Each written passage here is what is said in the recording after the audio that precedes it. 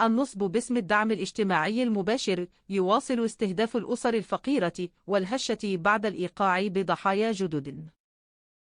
تتواصل عمليات النصب باسم الدعم الاجتماعي المباشر بالمغرب بعد الإيقاع بضحايا جدد والسطو على مبالغ مالية كانت مودعة بحساباتهم البنكية.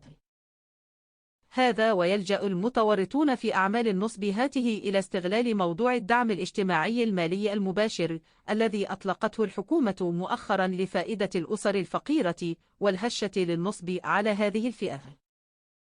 وأفاد هؤلاء بأن المشتكى به اتصل بادئ الأمر بسيدة أرملة وطالبها بموافاته برقم بطاقتها البنكية، وعندما أخبرته بعدم توفرها عليها تمت مطالبتها بإرسال بطاقة لأحد أبنائها أو أي من أقربائها من أجل إرسال مبلغ الدعم الاجتماعي، وهو الأمر الذي امتثلت له، حيث أرسلت للمشتكى به بطاقة جارها وبطاقة شخص آخر من معارفها.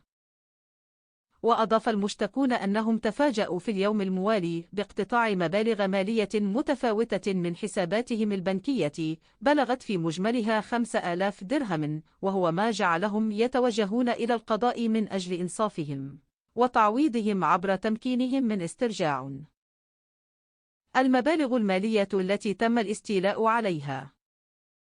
هذا وطالب المتضررون بتدخل عاجل وفوري للسلطات والأجهزة الأمنية الوطنية من أجل فتح تحقيق في الموضوع، وتحديد المسؤول أو المسؤولين عن عملية النصب والاحتيال التي تعرضوا لها ومتابعتهم بالأفعال المنسوبة إليهم.